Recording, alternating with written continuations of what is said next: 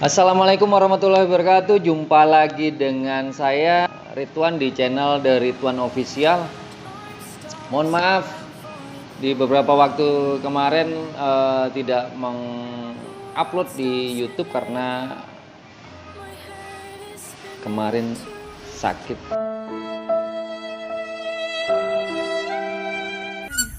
Pade cepet sembuh ya. Sehat selalu. Sehat selalu. Semangat. Semangat.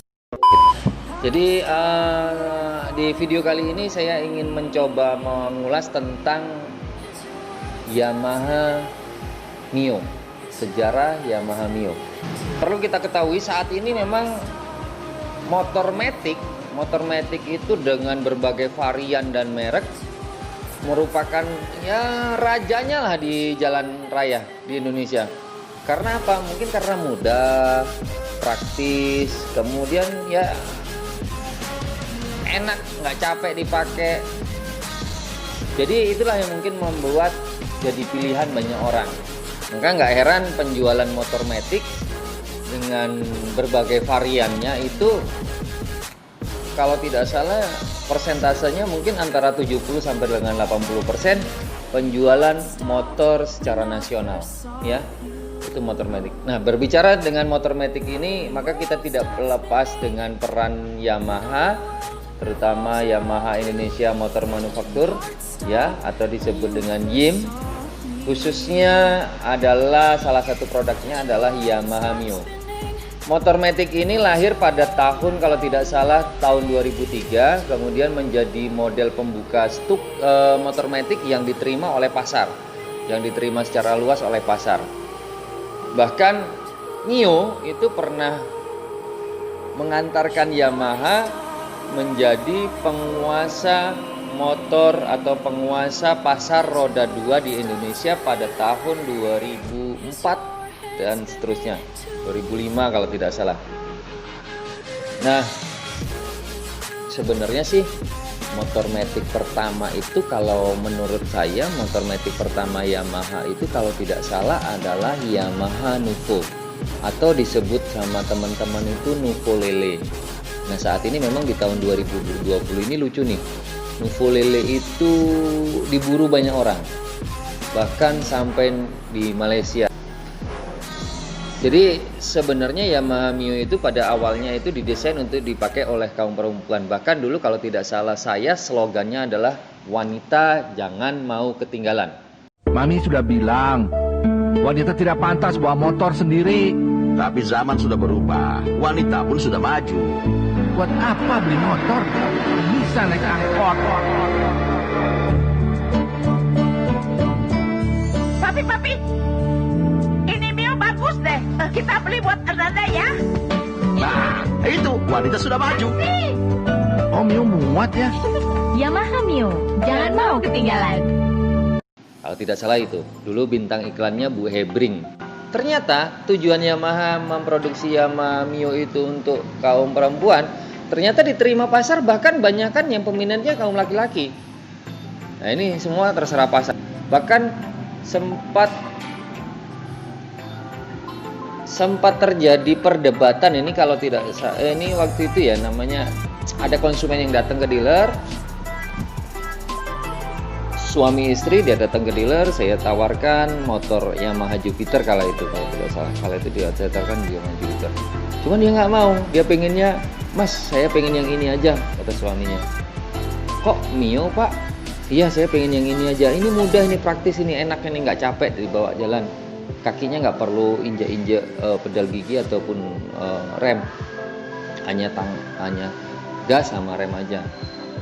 Ya mungkin saat itulah alasan-alasan itulah yang menyebabkan saat itu banyak juga laki-laki yang suka motor matic ini.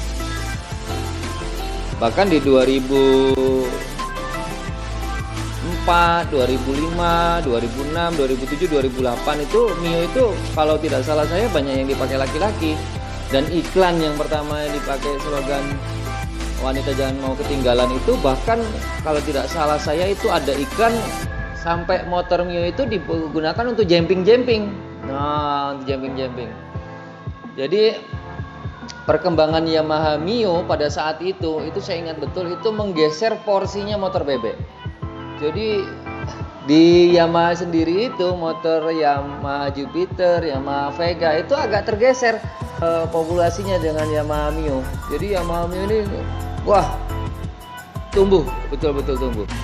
Lalu pabrikan meluncurkan Mio ini dengan berbagai varian. Ada yang Mio velg jari-jari, kemudian ada Mio dengan velg sporty, velg CW. Itu di kala itu kalau nggak salah saya di tahun 2007-2008 lah. Kemudian ya striping dan lain sebagainya, ada permajaan, bodi ada permajaan, dan di tahun 2007-2012 karena segmen motor matic ini mulai menggeser porsi motor moped di tahun 2007 kalau tidak salah itu Yamaha meluncurkan yang namanya motor Mio Soul dengan bodi yang agak lebih besar, kemudian lebih montok kalau menurut saya. Jadi didasari ya itu tadi kenapa Yamaha mengeluarkan produk Yamaha Mio Soul, kemudian Mio CW, dan bahkan ada yang namanya Mio Vino ya. Itu karena segmen matic ini sepertinya diminati oleh pasar. Yamaha Mio ini atau motor matic Yamaha ini, Yamaha Mio itu mulai beredar di pasaran dari 2003 ke 2012. Nah, di 2011-2012 itu di kami muncul isu-isu, wah Mio ini boros gitu kan. Ada gesekan-gesekan di pasar itu seperti itu. Mio itu boros, Mio itu boros. Dan mungkin terdengar di pabrikan sehingga di tahun 2012 itu Yamaha mengeluarkan produk baru namanya Yamaha Mio G ya, Yamaha Mio G. Ini saya kenal dengan namanya motor Mio generasi kedua. Ya. Perubahannya bukan hanya di desain ataupun di bodi saja, tetapi perubahannya betul-betul mendasar.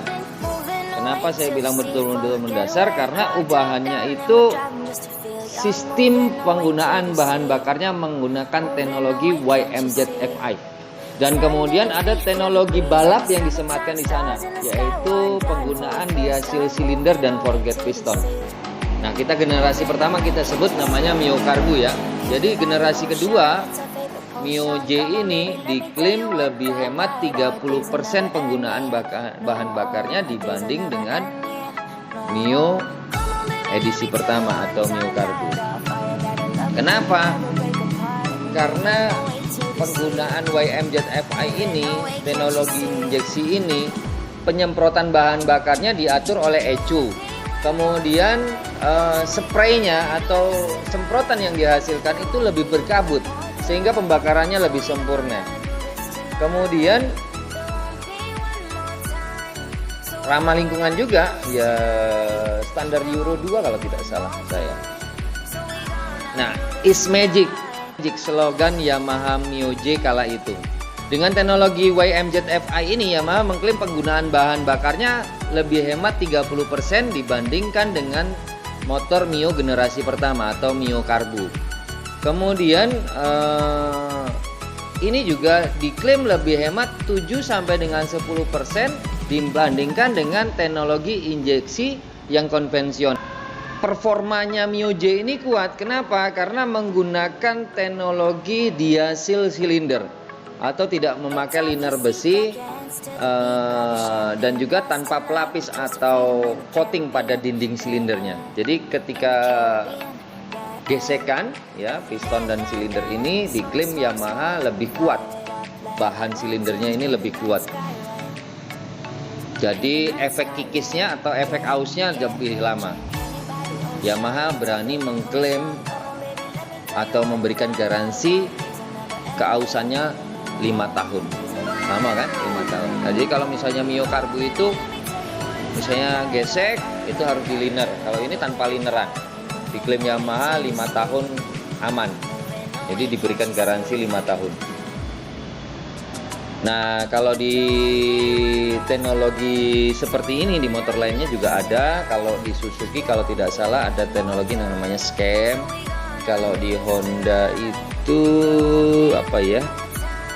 molybdenum kalau nggak salah saya. Namanya teflon. Mohon koreksi kalau saya nanya salah. Kemudian di Kawasaki apa ya? Kalau di Kawasaki ada juga teknologinya. Dan juga forget pistonnya juga bukan tidak digaransi 5 tahun forget pistonnya. Jadi pistonnya ini lebih kuat. Nah, Mio J ini ada 3 varian. Kalau menurut saya ya, Mio J itu dipergunakan atau diperuntukkan atau pangsa pasarnya itu lebih ke perempuan. Kemudian Mio J Teen itu untuk lebih ke anak-anak remaja. Kemudian Mio GT itu lebih sporty untuk prianya atau untuk bapak-bapaknya. Jadi generasi Mio J ini kalau tidak salah merupakan matic injeksi pertama Yamaha di Indonesia. Oh my god! Wow!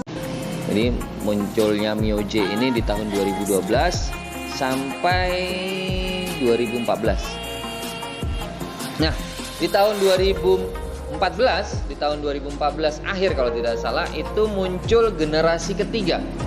Generasi ketiga Yamaha Mio disebut dengan Yamaha Mio M3. Dengan tagline atau dengan kata kunci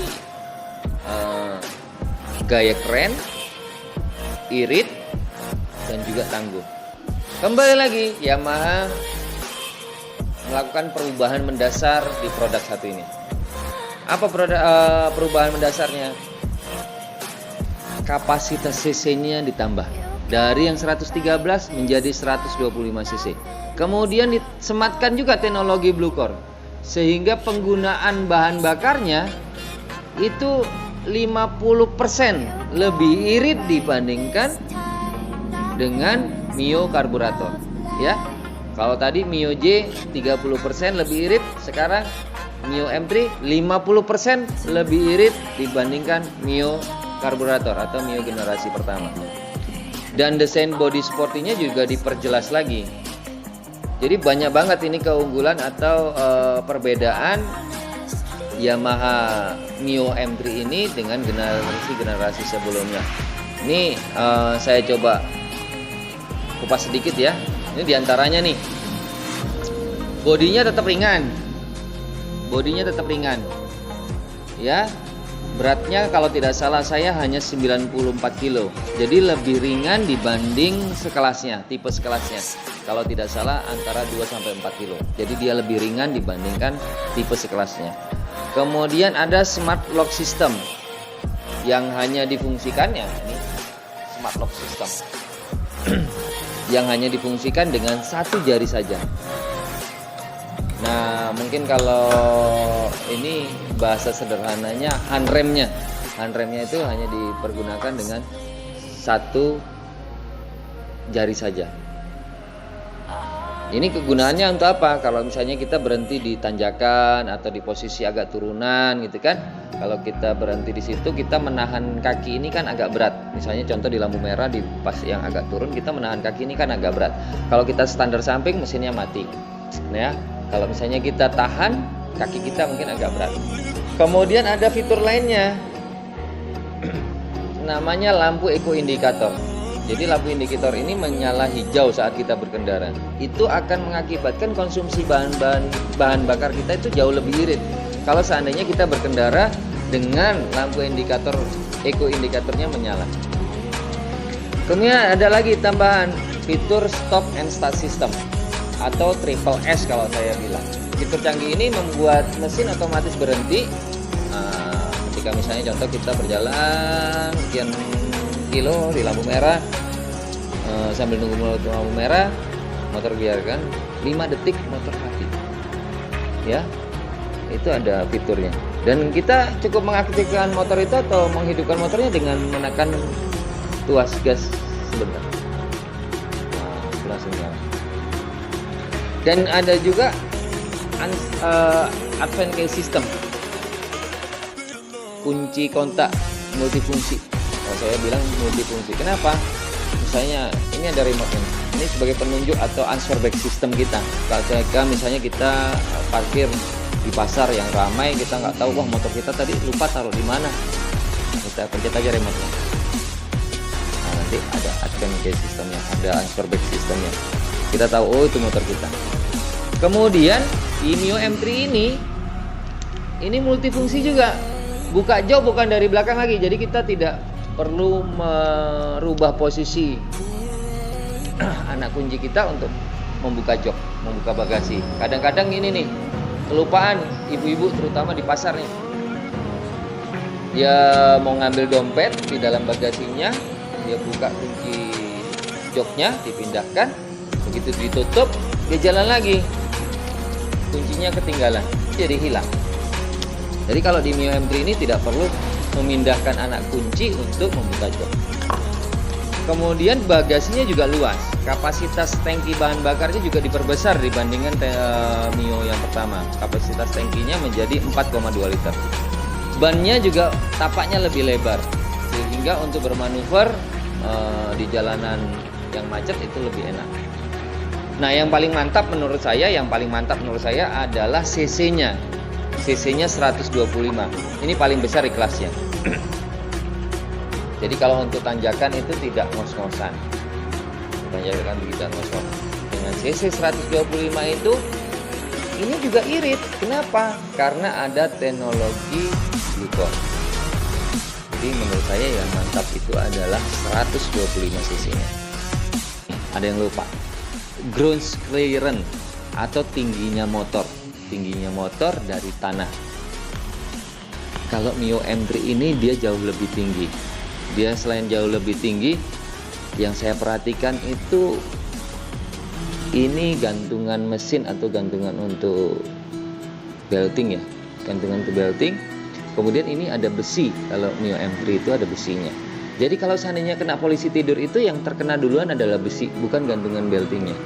Ini yang saya perhatikan dari Yamaha Mio M3 ini. Jadi ketika kita melewati polisi tidur, itu resiko tergesek gantungan mesin ini sangat-sangat kecil. Berbeda dengan yang lain, itu resiko tergesek gantungan mesin ini sangat-sangat besar. Kalau Mio M3 ini lebih sedikit beresiko kena polisi tidur. Oke, mungkin itu saja informasi sedikit tentang sejarah Yamaha Mio. Mudah-mudahan cukup membantu. Mohon maaf jikalau ada kesalahan. Ya, kita semua tetap masih belajar. Semoga kita semua tetap sehat, terhindar dari COVID, tetap semangat ya. Semoga COVID segera berlalu.